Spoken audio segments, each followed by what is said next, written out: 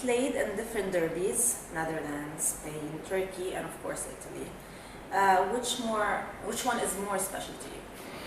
Well, they all have their specialties. I mean, of course, if you play the derby in your own country, I mean, it's not actually a derby. It was more Ajax against Feyenoord, which is a classical game, like the same in Spain with Madrid against Barcelona. But the real derby, of course, is Madrid Atletico.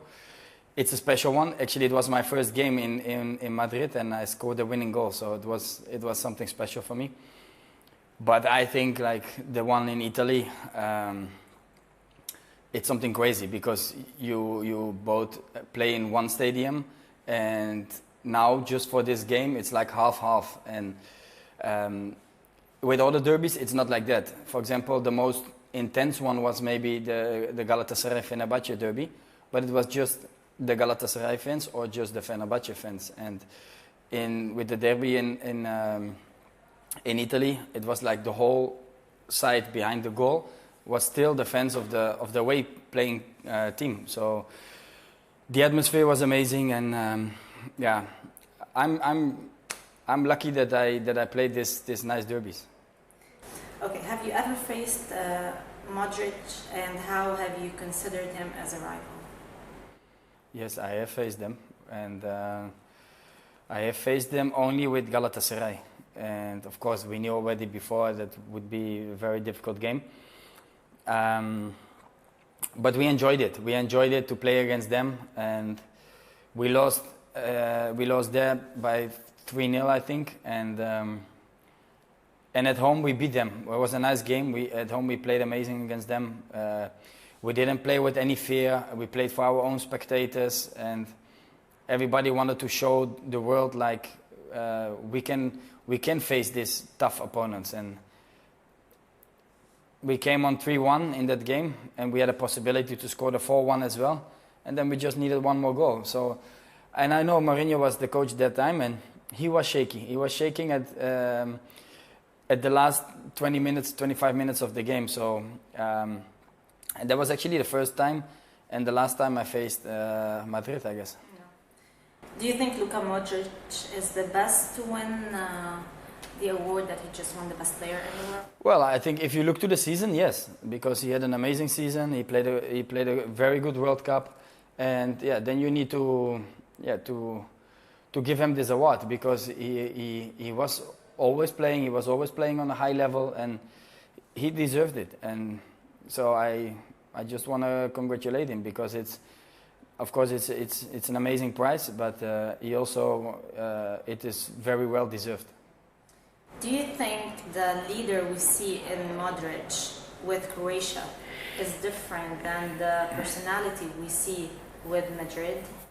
Yeah, but also I saw him in the last years, like for Madrid, you know, when they won all the prizes, like I saw him as a big leader. Like of course everybody was talking about Cristiano Ronaldo or Sergio Ramos, who scored the winning goal in this special games, or Gareth Bale, who came in and did something great, or Marcelo. But I think like he definitely was like the fundament of the team, you know, and that's really important because you need this kind of players. And so he really deserved in those years more credits because he was the fundament of the team, and then the rest can do their things. And so and he did the same with the national team. So I didn't see any difference between the national team and Madrid, to be honest.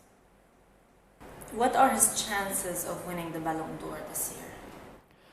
Well, it all depends on, you know, if you give it to a player that like Modric, who had a top season, then you have to give it to him.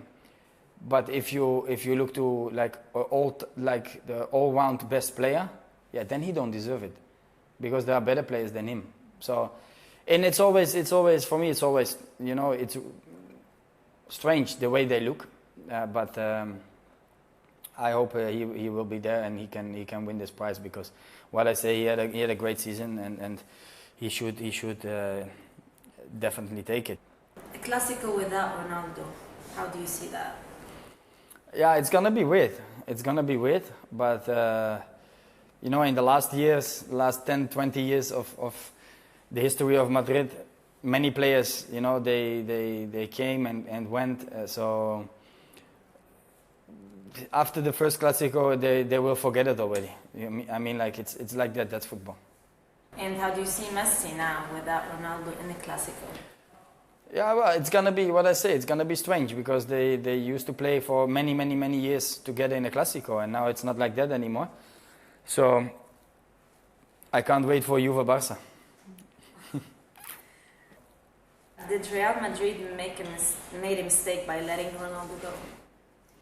Well, we don't know the ins and outs. You know, we don't know what happened inside the club. Of course, we know just one part of the story, and there's for sure there's something bigger behind it.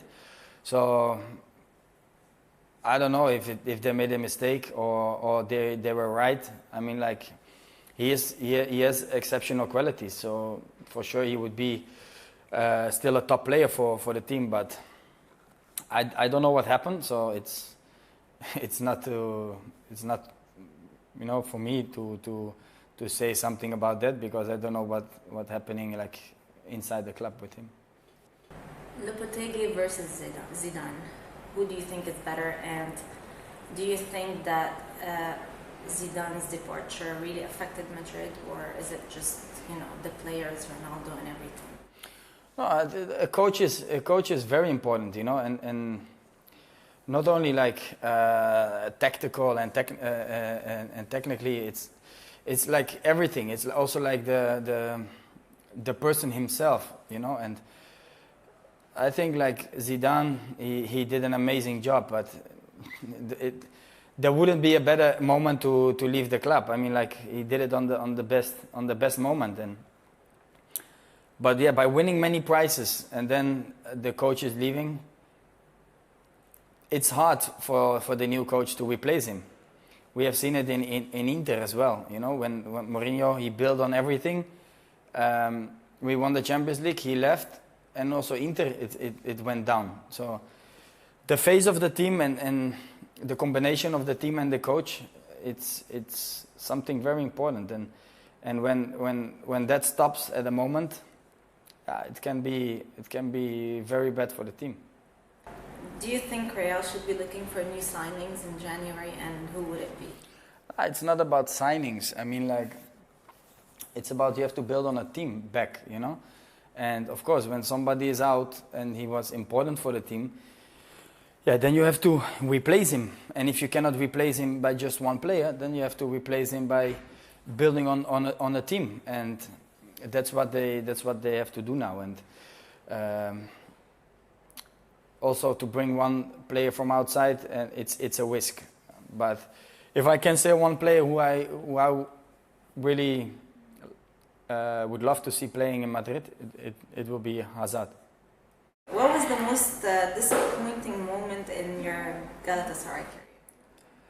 The most disappointing moment is that I had to leave the club, because I was not ready for leaving the club. I had a great time there, and it was also not my decision.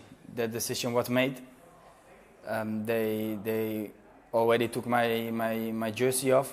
Like the number 10 was already given by someone else that I didn't even know before I arrived after the holiday. But that was a disappointing moment as well. This whole period after I came back from the holiday and till the moment I left the club, that whole period was disappointed, because I could really do something more in that club, and I really wanted to do something more in that club. But sometimes some people make decisions, and then you have to accept it. We already know that you enjoyed playing under Jose Mourinho in Inter, but you also have done pretty well under Fatih Terim management in Galatasaray. Can you please explain the differences between the two managers, and which one would you prefer if there is any chance to work with one of them again? Well, I would love to work with both of them again. I really have a good relationship with both of them. They were actually the ones that really believed in me. Mourinho, when I left Madrid, he gave me confidence from the first day. And Fatih Terim, he did the same when I left Inter. He brought me to Galatasaray, and from the first day I felt like I was welcome there. And so with this kind of things, you know, beside football, I mean, like outside the pitch, they are quite similar. And but of course, every coach he has his own qualities, and like technically or tactically they were different. But as I said, I would love to play for or to work with both of them in the future.